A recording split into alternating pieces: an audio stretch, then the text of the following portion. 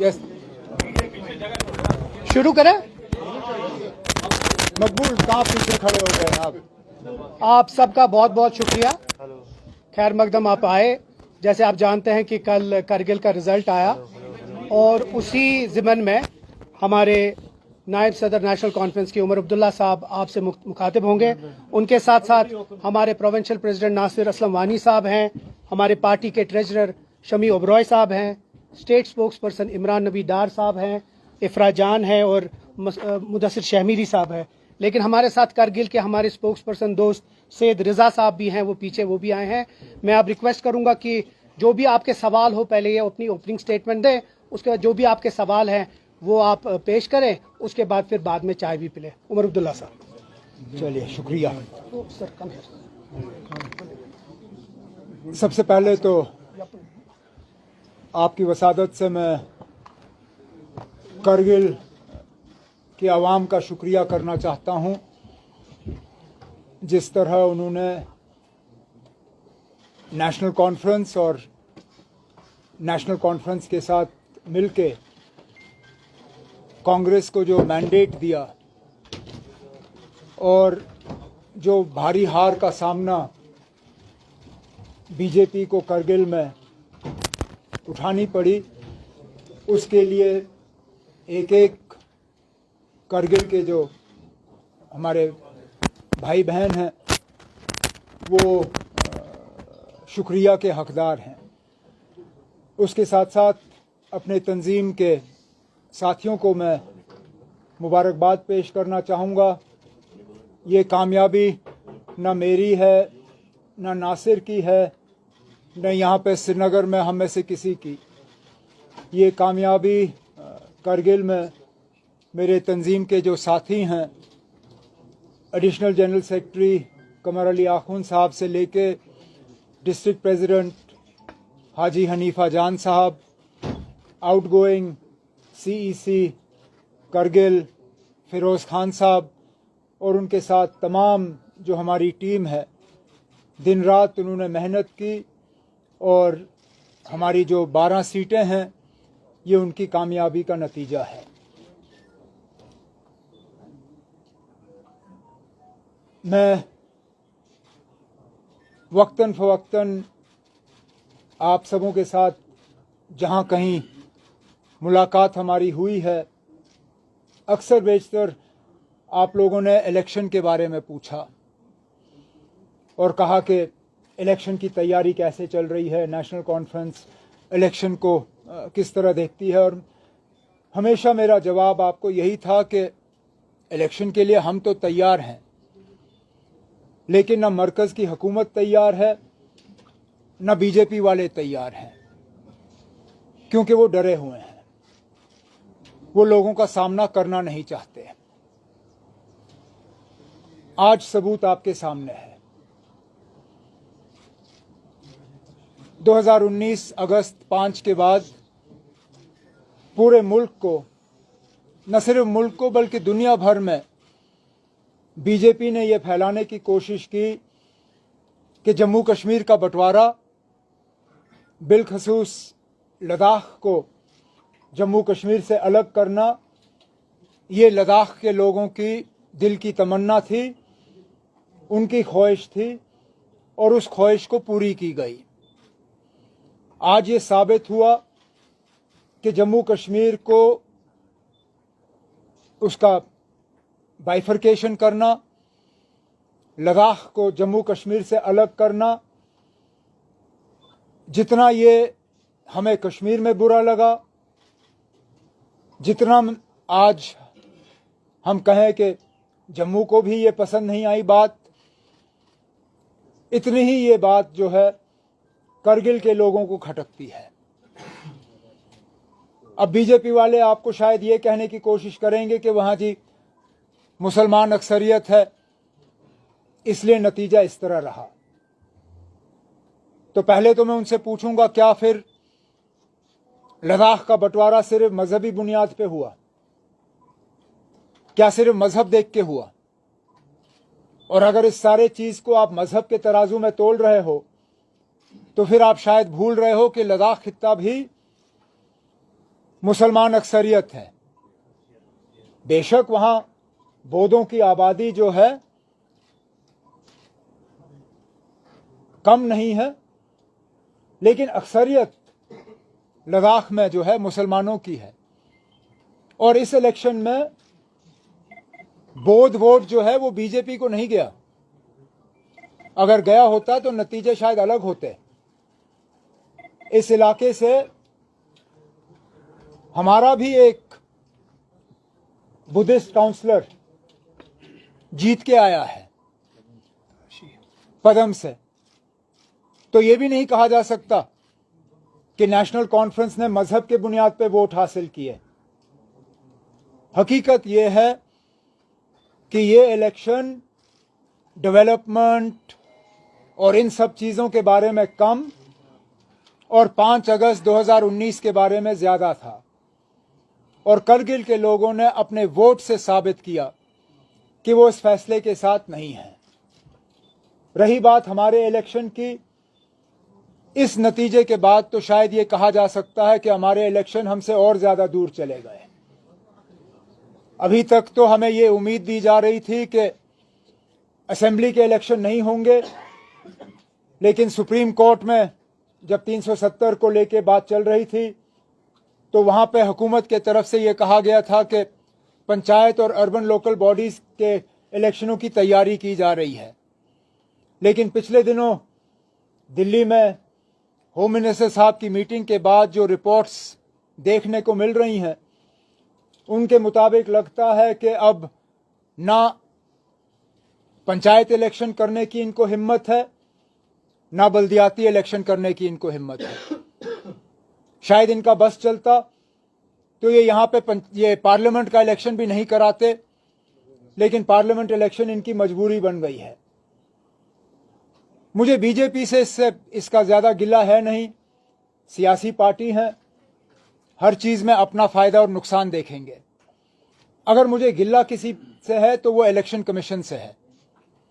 आज भी बड़े अफसोस से कहना पड़ता है कि जब चीफ इलेक्शन कमिश्नर से जम्मू कश्मीर के इलेक्शन के बारे में सवाल किया गया अभी सुबह के प्रेस कॉन्फ्रेंस में, तो उनका जवाब ये था कि जम्मू कश्मीर के इलेक्शन के बारे में फैसला तमाम हालात को देख के लिया जाएगा, आफ्टर कंसिडरिंग ऑल फैक्टर्स। मैं उनसे पूछना चाहता हूं, व्हाट आर द फैक्टर्स? क्योंकि हमें जो लगता है there is only one factor, that is fear factor. वो बीजेपी को जो फियर फैक्टर है, बीजेपी वाले इससे पहले राजभवन के पीछे छुपते थे, अब चीफ इलेक्शन कमिश्नर के पीछे भी छुपना शुरू कर गए हैं।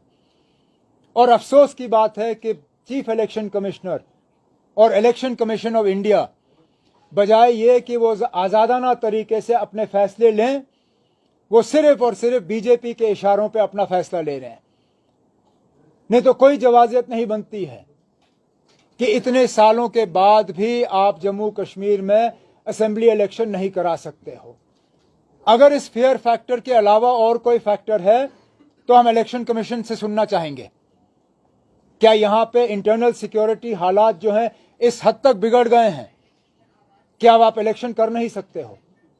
अगर बिगड़ गए हैं तो बताइए, क्योंकि अभी तक तो पूरी दुनिया को यह बताया गया था कि जम्मू कश्मीर में 5 अगस्त 2019 के बाद हालात में बहुत ज्यादा बेहतरी आई है।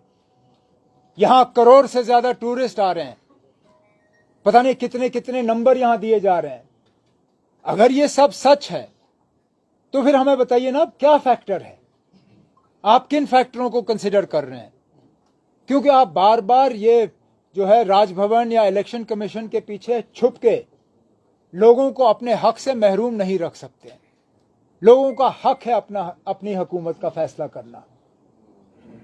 क्या हमें उतना हक नहीं है जितना मध्य प्रदेश, छत्तीसगढ़, राजस्थान, तेलंगाना और मिजोरम को है? अगर वहां पे आज वक्त के मुताबिक इलेक्शन का ऐलान हो सकता है तो जम्मू कश्मीर में क्यों नहीं? जम्मू कश्मीर के आवाम के तरफ से आज ये मेरा सीधा सीधा सवाल chief election commissioner of India से है। मेहरबानी करके जम्मू कश्मीर के लोग आपसे सुनना चाहेंगे, what are the factors that are responsible for denying the people of Jammu and Kashmir their democratic right to a government.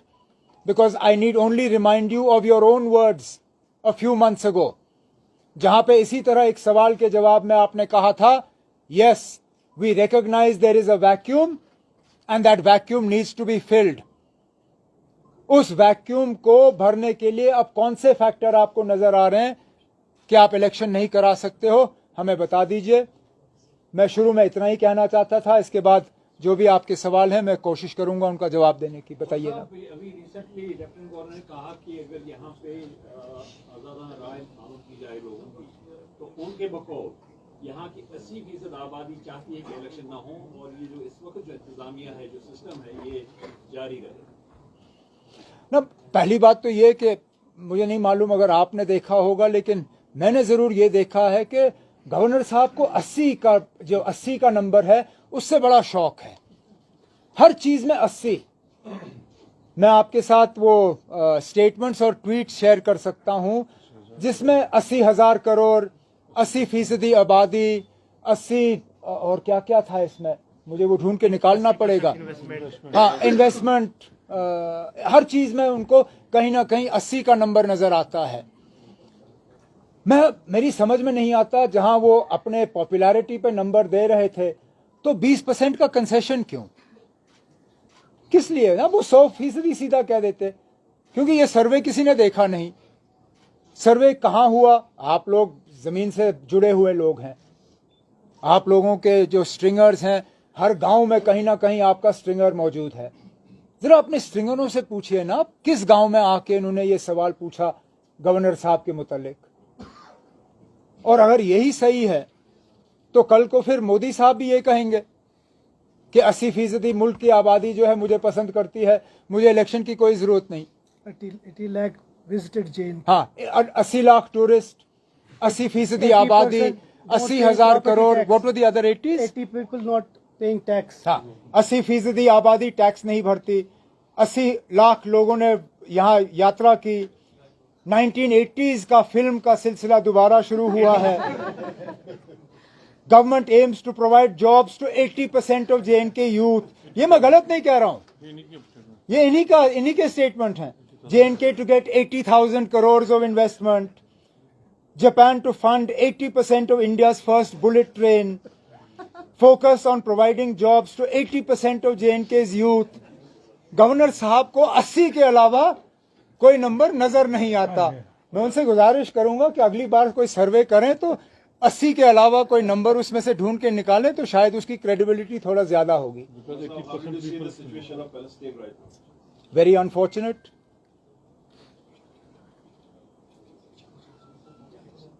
We are seeing deaths on both sides.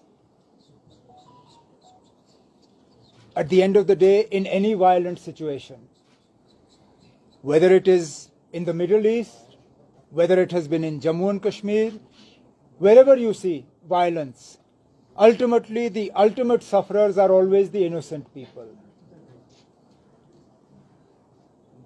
We can only hope and pray that the situation is brought as close to normalcy as early as possible, that violence is seized, and that in this somehow the suffering of innocent people can be brought to an immediate stop. This is the problem of Palestine and Israel is not a new one. It's a protracted conflict. Sometimes it flares up, sometimes it subsides, but in all this, it is the death and suffering that causes the most heartache, and we can only hope and pray that peace returns to the area as quickly as possible. Umar Sahab, how would you like to answer the BJP's claim that your party practices dynastic politics, especially considering your performance in the Ladakh Kargil elections? मुझे सियासत में अब 22-23 साल हो गए ना। अब मैंने कितने इलेक्शन लड़े हैं, जीते भी हैं, हारे भी हैं। अगर इसके बाद भी मुझे इस सवाल का जवाब हर प्रेस कॉन्फ्रेंस में देना पड़े तो फिर क्या फायदा? आखिरकार इन चीजों का फैसला हम नहीं करते, आवाम करती है।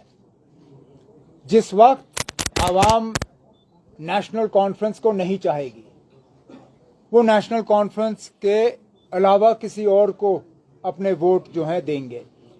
जहां तक नेशनल कॉन्फ्रेंस की क़यादत का सवाल है, हम बीजेपी वालों को तो नहीं कहते ना कि उनका लीडर कौन बनना चाहिए। मैं कौन होता हूं बीजेपी वालों को कहने के लिए कि उनका सदर कौन होना चाहिए। इसी तरह बीजेपी वालों को कोई हक नहीं है ये तय करने पे कि नेशनल कॉन्फ्रेंस का सदर कौन बने। ये हमारे मेंबर तय करते हैं। हमारी सालाना मेंबरशिप होती है, मेंबरशिप के बाद हमारे इलेक्शन होते हैं। इलेक्शन में हम खुली छूट देते हैं कि जो भी पार्टी के ओहदों के लिए इलेक्शन लड़ना पसंद करे वो आ जाए मैदान में। मैं आज भी कहता हूं, अगली बार जब नेशनल कॉन्फ्रेंस की सदारत का इलेक्शन होगा, नेशनल कॉन्फ्रेंस के अंदर या नेशनल कॉन्फ्रेंस के बाहर, बीजेपी से कोई आए, अगर उनको इतनी नफरत है हम लोगों से, वो चाहते हैं कि हम अपनी पार्टी की सदारत से हटें, वो आके मैदान में उतरें, लड़े इलेक्शन। देखें, अगर मेरे वर्कर जो हैं इस बात से नाराज हैं कि मैं एक खानदान से ताल्लुक रखता हूं, वो उनको वोट दें, मुझे कोई गिला नहीं होगा। BJP has always said I'll come to you. जो आप ये पेश करें कि जो कारगिल में रिजल्ट हुआ आपके हक में, तो ये एक रेफरेंडम है अगेंस्ट आर्टिकल की एब्रोगेशन, बट 2020 में लेह में ये सेम इलेक्शन हुए थे, उसमें बीजेपी उस वक्त लेह में लोगों की नाराज लेह की वोटर्स आर गेटिंग पोलराइज्ड। जिस तरह पोलराइजिंग की, अगर पोलराइजिंग की बात होती तो हमें पदम की सीट जो है हम नहीं जीतते, और कांग्रेस भी जो है ज़ांस्कार इलाके से वो सीट नहीं जीत पाते। मैंने इस बार कहा आपसे, इस बार वो पोलराइजेशन नजर नहीं आई। जहां तक लेह की आपने बात की, ये सही है कि इससे पहले जब लेह के हिल काउंसिल के इलेक्शन हुए उसमें बीजेपी ने अच्छी खासी कामयाबी हासिल की। एक तो उस वक्त नया नया जोश था 2019 का, और ये कोई छुपी बात नहीं है ना कि 2019 के बाद लेह में लोगों ने प्रदर्शन किया, खुशी मनाई, मिठाई बांटी, पटाखे जलाए, लेकिन उसके बाद के हालात आपके सामने हैं। आज वो एहतजाज कर रहे हैं, आज वो नाराज हैं, आज उनके जो बड़े माने हुए जो सोशल लीडर हैं वो भूख हड़ताल पे बैठते हैं। आज मुझे ये लगता है कि अगर आज के दिन पे पार्लियामेंट इलेक्शन हुआ तो जो आपका सिटिंग बीजेपी का कैंडिडेट है वो दोबारा जीत के नहीं आएगा। BJP has always said that we too are ready for the elections in Jammu and Kashmir, and it's all up to the Election Commission of India. And what do you think that what could be the major reason that Election Commission of India is still not ready to hold the elections in Jammu and Kashmir? अब उनको election करने की इजाजत नहीं दी जा रही है, सीधी सी बात है ना। जहां उनको कल तक वैक्यूम नजर आ रहा है, आज उनको फैक्टर्स नजर आ रहे हैं। मैं यही चाहता हूं ना कि आपके लोग जो वहां हैं दिल्ली में, जब वो इन प्रेस कॉन्फ्रेंसेस में बैठते हैं तो जरा थोड़ा सा हिम्मत करके सवाल पूछें। अगर फैक्टर है तो हमें कम से कम इतना तो बताइए ना कि व्हाट आर द फैक्टर्स। क्या गवर्नमेंट ऑफ इंडिया ने आपको इलेक्शन करने की इजाजत नहीं दी है? क्या वो आपको सिक्योरिटी प्रोवाइड नहीं कर रहे हैं? क्या वो आपको वोटिंग के मशीन नहीं दे रहे हैं? क्या फैक्टर है, हम भी जानना चाहेंगे। क्या इतने खराब हालात हो गए हैं कि अब 96 के मुकाबले में आज आप इलेक्शन नहीं करा सकते हो? क्या आपके हालात 2014 के फ्लड्स के बाद और ज्यादा खराब हो गए हैं? उस वक्त तो फ्लड्स के बाद आप बड़ी शिद्दत से इलेक्शन कर रहे थे। मुझे याद है मैंने उस वक्त गवर्नमेंट ऑफ इंडिया से गुजारिश की थी, मैंने कहा मुझे कुर्सी पे बैठने का इतना खास शौक है नहीं, आप गवर्नर रूल ही रखिए, लेकिन कम से कम इलेक्शन को डिले करिए ताकि लोग पानी से बाहर आएं, अपने मकान दोबारा बनाएं, अपने बिजनेसेस दोबारा कायम करें। और उस वक्त गवर्नमेंट ऑफ इंडिया ने कहा कि नहीं, we can not delay elections by even one day. वो फैक्टर नहीं था, लेकिन आज उनको अचानक फैक्टर नजर आ रहे हैं। ये इलेक्शन कमीशन को आखिरकार जम्मू कश्मीर के लोगों को जवाब देना होगा कि वो यहाँ के लोगों को जमहूरियत से महरूम क्यों रख रहे हैं। उमर साहब, जम्मू की मीटिंग के बाद फारूक साहब ने कहा था कि 10 तारीख से प्रोटेस्ट होगा डेमोक्रेटिक राइट्स के लिए। क्या नौबत अब यहाँ पे आ गई है कि इलेक्शन के लिए भी पॉलिटिकल पार्टीज को सड़कों पे आना पड़ेगा? लग तो वही रहा है ना, लग तो वही रहा है। हमें मजबूर किया जा रहा है कि हम अब अपने डेमोक्रेटिक राइट्स के लिए अब एहतजाज करें, प्रोटेस्ट करें, जो चीज हमें ऑटोमेटिकली एक हक के तौर पे मिलना चाहिए था। यही तो बात समझ में नहीं आती, क्यों हमें उस तरफ धकेला जा रहा है। और कोई सच बोलने के लिए तैयार नहीं। एक दूसरे पे ये लोग कहते हैं, ये मतलब एक दूसरे को ये जिम्मेदार ठहराते हैं। सुप्रीम कोर्ट में सॉलिसिटर जनरल ऑफ इंडिया ने ये साफ तौर पे कहा कि हम इलेक्शन के लिए तैयार हैं, इलेक्शन कमीशन को फैसला करना है, इलेक्शन कमीशन को इलेक्शन कंडक्ट करना। मैं खुद उस वक्त सुप्रीम कोर्ट की प्रोसीडिंग्स को सुन रहा था। मुमकिन है कि आप में से कई उस वक्त उनको फॉलो कर रहे थे। तो या तो सुप्रीम कोर्ट के सामने इन्होंने झूठ बोला, वो तैयार नहीं है, या तो फिर इलेक्शन कमीशन वालों के पीछे छुपे हुए हैं।